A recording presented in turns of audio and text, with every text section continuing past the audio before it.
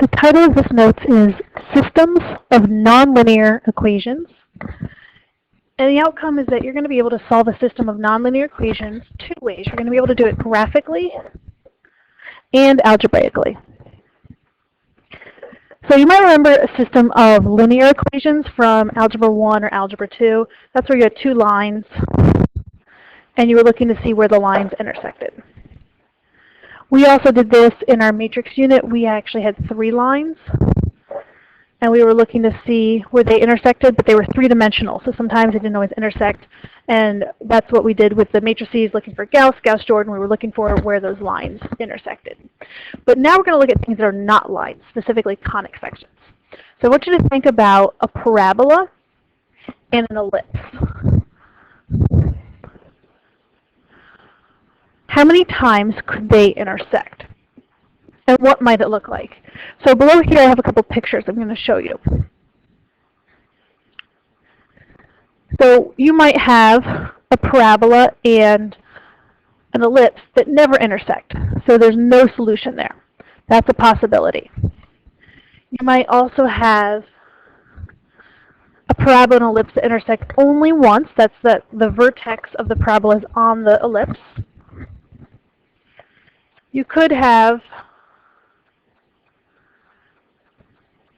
a parabola and an ellipse that intersect twice.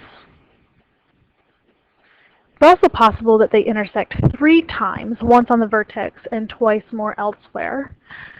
And it's also possible that they intersect four times, and that's what that would look like. So a question you're going to have on your next assessment, you'll have two equations, and it'll say, well, how many solutions could there be? Well, what's the most solutions there could be? So if I had a parabola and ellipse, I would say, well, the most solutions there could be is four solutions. So how do we actually solve? So there's three different scenarios that we need to solve for. So the first scenario is that there are different types of variables in both equations. And what I mean by that is one equation might have linear terms. So x and y have no exponents, they're to the first power. That would be a line, by the way. The other equation might have quadratic terms.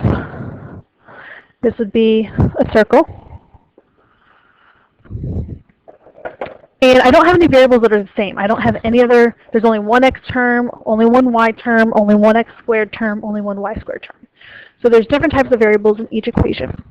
So the most convenient strategy for solving this is to use your substitution method. So here I'm going to list the steps for substitution. They feel a little lengthy. We're definitely going to practice this in class. So the first step is to solve one equation for one variable. And it's easier if you go for something without exponents. So I would go for either this x or this y here.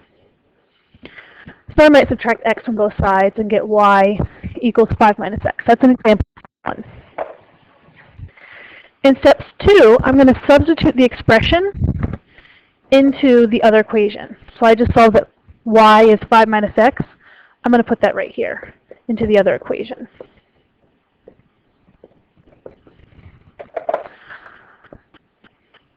And then I'm going to solve for one variable. So here I can now solve this equation for x. Caution right here. Remember that you have to FOIL this out. The answer is not 25 plus x squared.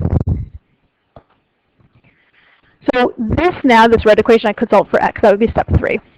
And then step 4, once I have an answer for x, I'm able to now substitute it back into either equation. Again, I would go for the first one. It's a little bit easier to solve for the second variable. So I'm going to end with an answer for x and y. So this is one scenario. The next scenario is that they share just one type of variable. So that might look like x plus y squared equals some number. And then x squared plus y squared equals some number. So the first figure is a parabola, when you have one squared term, one not squared term. And then the second one is another ellipse or a circle. And this is like the pictures we saw in the beginning. There could be 4 solutions here. So I do have one term in common. When you have one term in common, a better method than substitution is the elimination method. So for the elimination, the first thing you're going to do is you're going to rewrite your equation so the variables and the constants are in the same order. You want your x's and your y's and your constants to line up. Once they're lined up, you're going to multiply one or both the equations by a scalar. Remember that word from your vector unit? That just means a number with no variable, a number without a variable. And the goal here is to get your terms to have opposite coefficients so that they'll be eliminated. So in this example I have over on the left, they both have a coefficient of 1.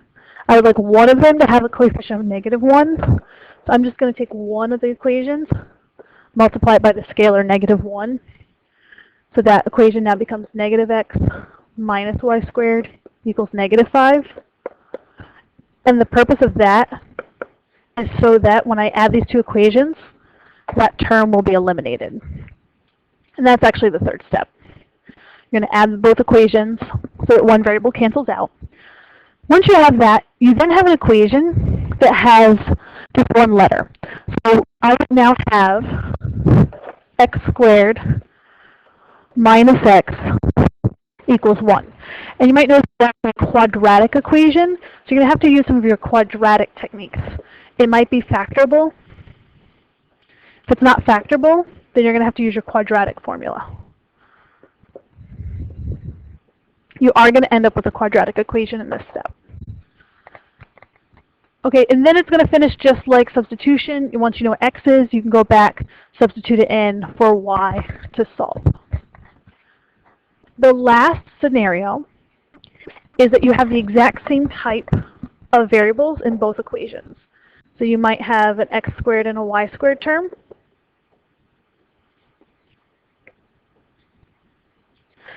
And another x squared and a y squared term. So in this example, my first equation is a circle. My second equation, see that minus sign? That's a hyperbola. How many times could those intersect? A maximum of 4. There's a hyperbola with a circle. That's a circle. And you can see there could be up to 4 solutions. So this actually is going to be the easiest one to solve.